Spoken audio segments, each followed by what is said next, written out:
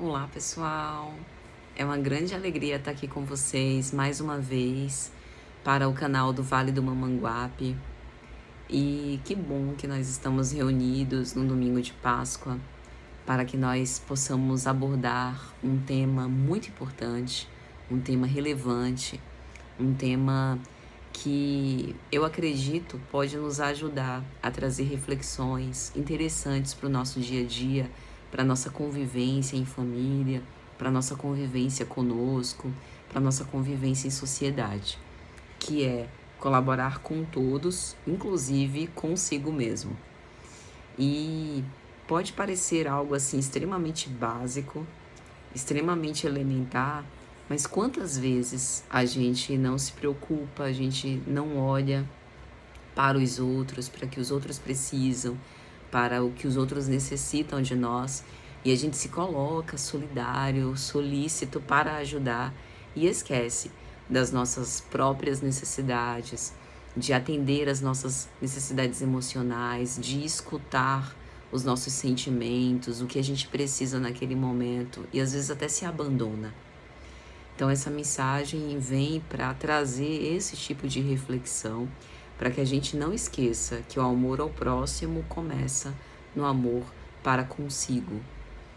E para que a gente possa refletir sobre esse assunto, eu trouxe uma mensagem que está nesse livro, Caminho, Verdade e Vida, pelo Espírito Emmanuel, psicografia de Chico Xavier, no capítulo de número 50, Conta de Si.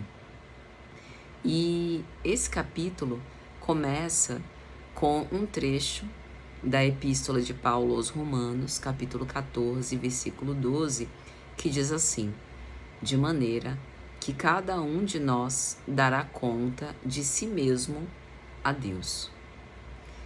Só que a gente precisa ter cuidado com as interpretações a respeito disso, para que as nossas interpretações não sejam muito superficiais e não implique que, já que cada um de nós terá que dar conta de si mesmo a Deus, eu não preciso me importar com aqueles com quem eu convivo, com aqueles que estão ao meu lado, com aqueles com quem eu reparto o mesmo espaço social, o mesmo ambiente familiar, porque isso não seria verdade, né?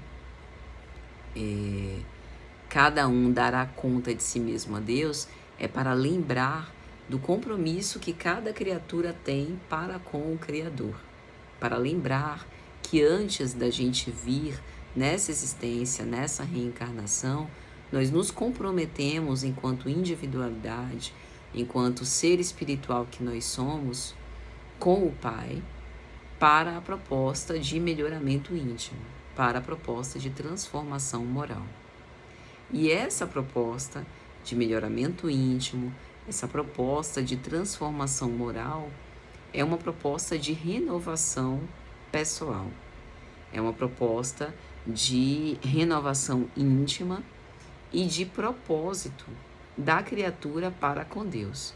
Então, cada um de nós dará conta de si mesmo a Deus significa o livre-arbítrio que Deus nos concedeu nos faz investir nessa confiança com o Pai Celestial para que a gente possa tomar as nossas decisões.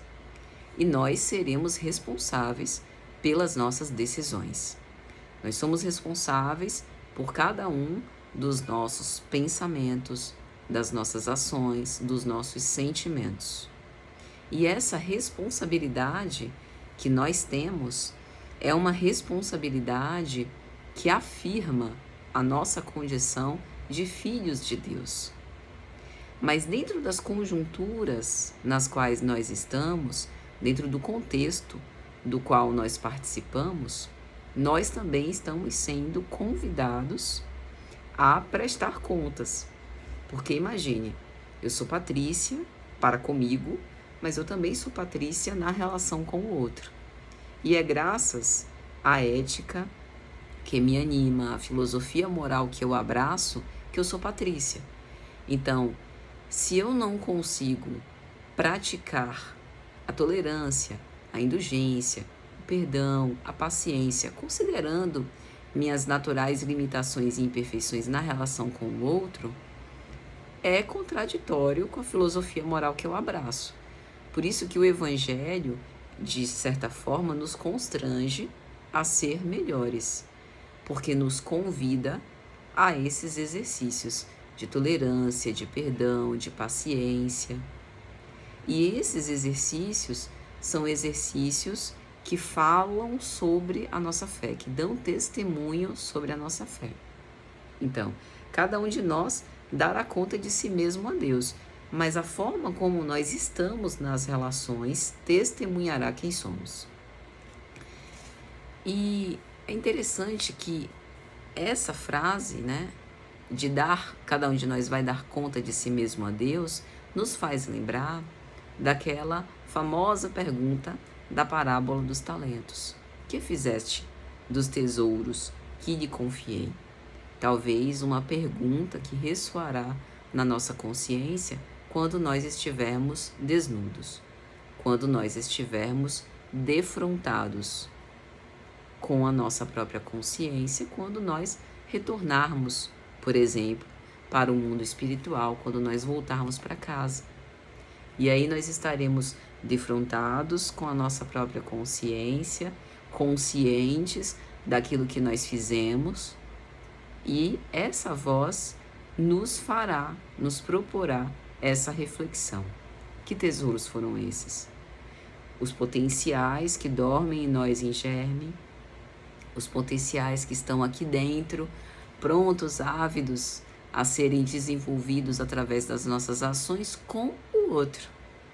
Então a gente cresce num movimento íntimo de transformação própria na relação com o outro. E por vezes isso pode parecer contraditório, mas a gente vai precisar esquecer os outros para lembrar de nós. Existe uma dúvida muito grande se isso seria egoísmo ou amor próprio.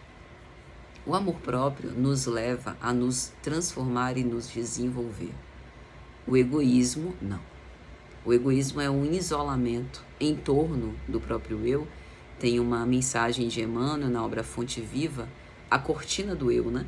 Então é como se o eu fosse essa cortina que nos fechasse. A gente se fechasse em copas e não pode haver desenvolvimento com a supremacia do egoísmo. O egoísmo precisa morrer para que a gente venha a se desenvolver enquanto ser humano, enquanto espírito imortal. Mas o nosso centramento tem que ser em nós. Isso não é egoísmo. Por quê? Porque centrar-se em nós não significa ver apenas a nós mesmos, considerar apenas as nossas necessidades e desconsiderar as necessidades dos outros e não ser empático em relação às necessidades dos outros, né? Centrar-se em si significa eu e somente eu preciso fazer algo por mim que ninguém pode fazer. Eu preciso assumir uma responsabilidade minha que ninguém pode assumir. E às vezes a gente vê as pessoas que transferem as personalidades dos influencers, transferem aos médicos, transferem às autoridades psicanalistas, psicólogos, psiquiatras, a responsabilidade pela cura. As pessoas que transferem aos seus familiares o fardo da malquerença, do mal-estar de conviver, às vezes de uma postura agressiva, de uma postura ríspida. É uma transferência de responsabilidade de cura própria, que ninguém, por mais que nos ame, possa fazer por nós. Jesus esteve entre nós e eu posso afirmar, sem medo de errar, ninguém amou mais a criatura humana do que Jesus. Ninguém ama mais a criatura humana do que Jesus. Um espírito puro que vestiu o corpo, né, de um carpinteiro comum para estar conosco, conviver conosco, nos perdoar. no cotidiano, na vida comum. Nosso irmão querido, nosso irmão mais velho, profundamente sábio, profundamente amoroso, que nos amou. Então ninguém que conviveu com a criatura humana amou mais a criatura humana do que Jesus. Tenho certeza disso. Com todos os meus equívocos e as minhas dificuldades de compreensão, disso eu tenho certeza. Tem uma coisa que eu tenho certeza, é disso. E nem Jesus, com toda a sua potência, com toda a sua beleza, com toda a sua sabedoria, pôde fazer por nós o que nós precisamos fazer por nós. A transformação. Porque essa transformação é íntima. Veja que Jesus não poupou convites, Jesus não poupou estímulos, não poupou investimentos de confiança e fé. Jesus crê no ser humano e na potencialidade do ser humano. Ele creu nessa potencialidade dos 12 que ele escolheu como esse celeiro, né? Como essa grande experiência, digamos assim, da humanidade ali em célula. Só que o processo de transformação é íntimo. Cada um de nós precisamos realizar, como os apóstolos fizeram. Então, por vezes a gente vai precisar lembrar que o centro da nossa vida é nós, o que não significa que estamos enceguecidos para o que nos ocorre em derredor, a fim de que não sejamos negligentes em relação às responsabilidades que nós precisamos assumir, para que nós continuemos a trabalhar com Jesus e para Jesus. Então vamos à mensagem. É razoável, diz Emmanuel, que o homem se consagre à solução de todos os problemas alusivos à esfera que o rodeia no mundo. Entretanto, é necessário saiba a espécie de contas que prestará ao Supremo Senhor ao termo das obrigações que lhe foram cometidas.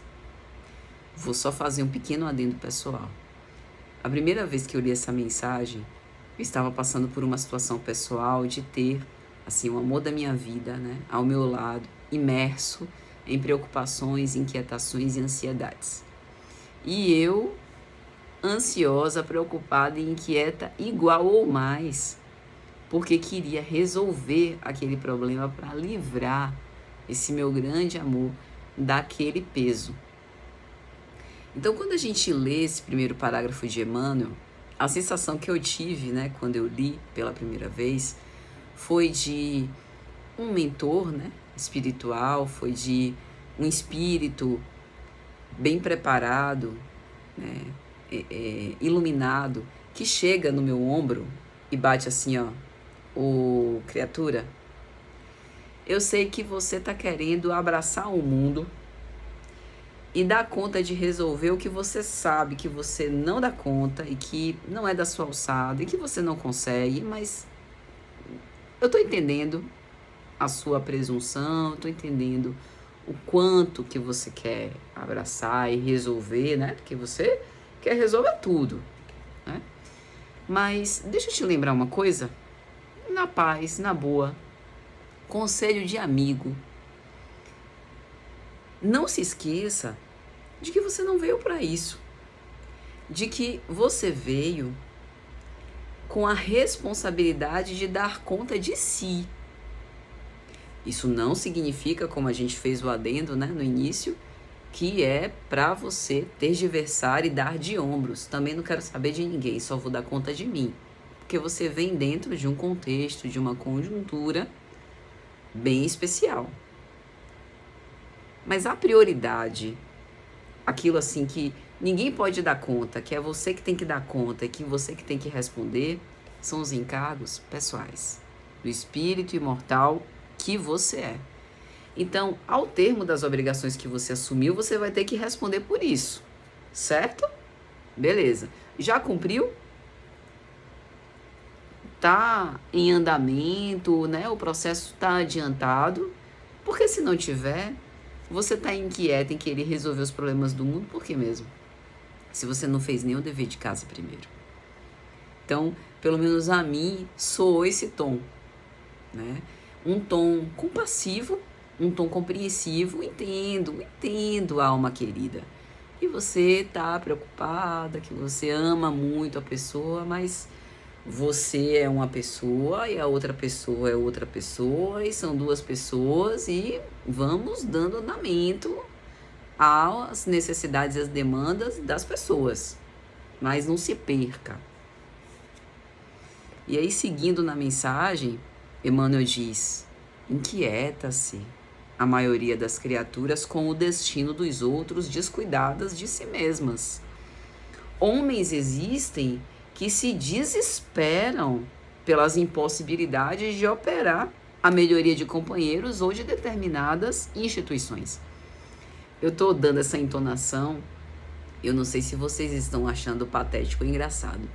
Eu espero que vocês estejam entendendo a minha entonação, porque é a entonação com que eu ouvi, né, quando eu li. Porque Emmanuel tem essa forma cirúrgica de falar a verdade, sem rodeios, de uma forma direta. Inquieta-se a maioria das criaturas com o destino dos outros, descuidadas de si mesmas. Só isso a gente poderia falar aqui sobre maledicência, sobre a sincera, autêntica vontade de ajudar, a piedade, o compadecer-se, o consternar-se, se colocar no lugar da outra pessoa, né? Ter empatia. Mas também um generalizado descompromisso com as próprias responsabilidades. Porque eu preciso assegurar que eu estou dando conta de mim primeiro. Ou assegurar que eu vou dar conta de mim para também dar conta de ajudar os outros, né? Colaborar com todos, inclusive consigo mesmo.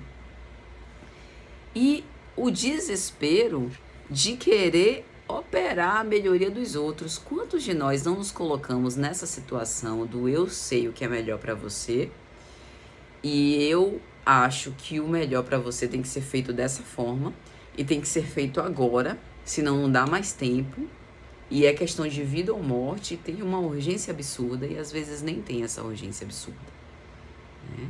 Então, operar essa melhoria depende de muitas coisas, principalmente de um comprometimento íntimo, de um pendor próprio, de um desejo, né? De um querer da própria pessoa. E aí Emmanuel continua: todavia, a quem pertencerão de fato os acervos patrimoniais do mundo? A resposta é clara, porque os senhores mais poderosos desprender-se-ão da economia planetária, entregando-a a novos operários de Deus para o serviço da evolução infinita. Ou seja, criatura, se você ainda não parou para pensar e refletir, eu vou te dar a senha, como dizem os jovens. Tudo provém de Deus. Você já observou? Os recursos, ainda que nós estejamos considerando o ponto de vista material, passam de mãos em mãos dentro das conjunturas materiais humanas, porque hoje eu, milionária, né, se Deus quiser que um anjo passe por aqui e diga amém, amanhã pobre, né, na mais absoluta escassez, porque o recurso não é meu. Quantas vezes isso, a gente já não viu isso acontecer, e quantas vezes isso não torna a se repetir nos dias cotidianos que a gente observa. Por quê? Porque nós somos usufrutuários. O recurso material, o capital passa. E ele passa justamente para que, é o que o Evangelho nos ensina, aprenda a lidar com ele e a multiplicá-lo e a fazê-lo render e se transforme também com esse processo. E a transformação com esse processo é justamente para que nós tenhamos a capacidade de progredir. Mas veja, não se inquiete, porque esses recursos provenientes de Deus, Deus é o grande provedor, então, tendo necessidade, Deus irá prover. Então, se Ele não prover, ou porque nós precisamos desenvolver a paciência na escassez enquanto a gente não tem o que nós identificamos como necessário ou que desejaríamos, ou porque nós precisamos passar por aquela experiência que nós julgamos que o recurso é necessário e na verdade não é. Então, os acervos patrimoniais são colocados para o nosso usufruto com o propósito da evolução. E aí, seguindo, Emmanuel vai fazer uma observação. O argumento, contudo, cada um dará conta de si, suscitará certas perguntas dos cérebros menos avisados.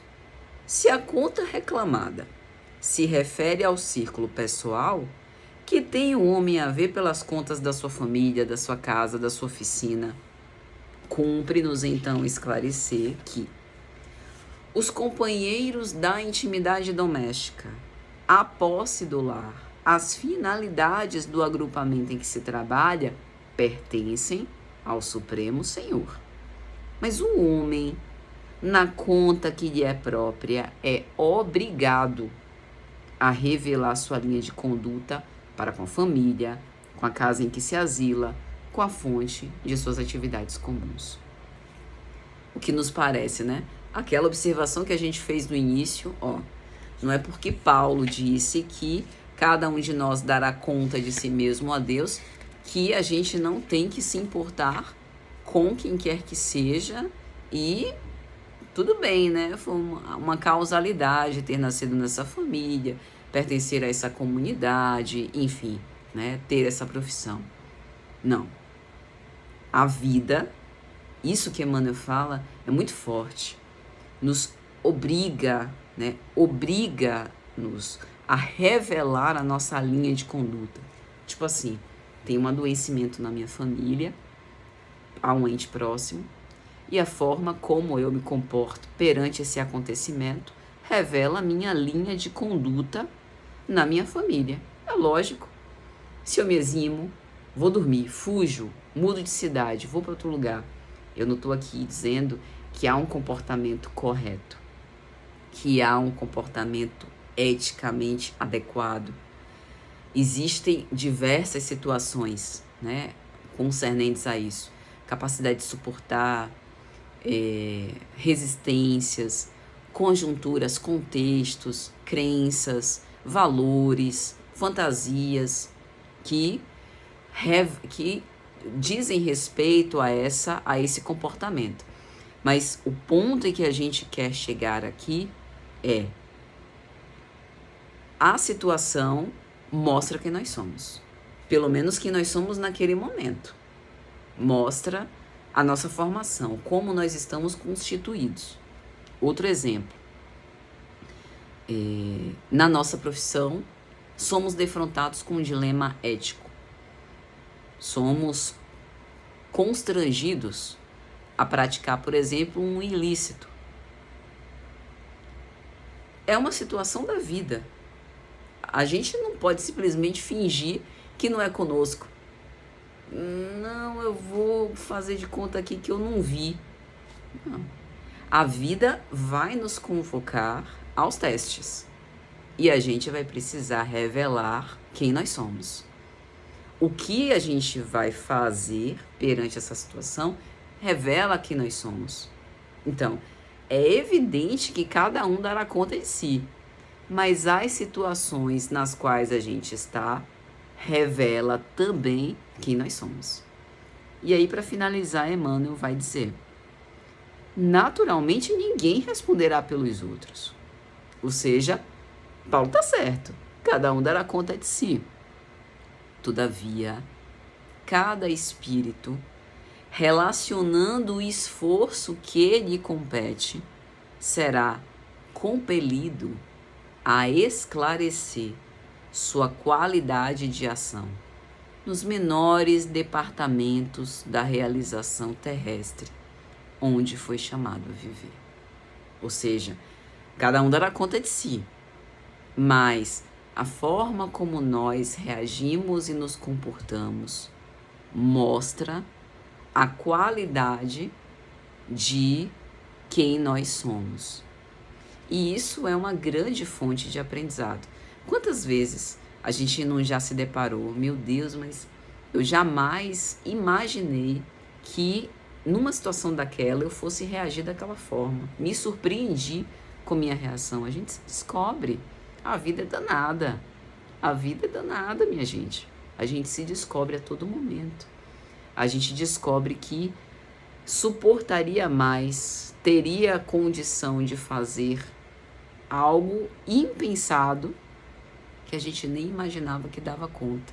Não imaginava a nossa força, a nossa bravura, por vezes, a capacidade que a gente tem de vencer o medo. E isso significa que cada um de nós dará conta de si, mas colaborar, a forma como a gente colabora, a forma como a gente está no meio, também é um modo de ver a nós mesmos. Meus amigos, espero que essa reflexão tenha trazido um pouco mais de clareza, um pouco mais de raciocínio sobre esse tema. É um tema que eu vejo que, a mim, pessoalmente, é motivo de preocupação. Foi uma reflexão, na época, muito importante, me fez mudar certas posturas, aliviar a minha ansiedade, inclusive, e mudar o foco. Porque eu estava muito preocupada em salvar o outro, esquecendo, primeiro, de salvar a mim mesma. E eu sei que isso gera muito conflito, muita culpa às vezes. Às vezes algumas pessoas entendem isso como, não, mas eu não posso fazer isso porque o outro precisa da minha ajuda, mas nós também precisamos da nossa ajuda. Eu gosto sempre de pensar na figura do pós-guerra, sabe? Aquele, não exatamente os corpos, essa violência assim muito crua e nua, mas eu gosto sempre de pensar num ambiente dizimado, num ambiente devastado, sabe? Eu gosto sempre de pensar nos escombros e na reconstrução a partir desses escombros tomados como substrato para que a gente possa produzir algo novo. E isso só é possível quando a gente olha para aquele cenário com esperança. Então, que a gente tenha esse mesmo olhar em relação a nós. Não importa o que tenha acontecido, não importa as decisões que nós tenhamos tomado, que a gente assuma a responsabilidade de dar conta do que a gente conseguiu fazer até aqui. Por vezes a gente não se aceita, por vezes a gente se recrimina, a gente se acha a pior das criaturas humanas, mas a gente vai precisar se amar para conseguir se transformar, se nós queremos ser pessoas melhores. Se olhar e se acolher com mais carinho, com a mesma avidez que a gente tem para ajudar o outro, que a gente também possa se ajudar. Então espero que tenha de alguma sorte auxiliado nesse sentido. Muito obrigada pela paciência, por me ouvirem e um grande abraço, queridos amigos.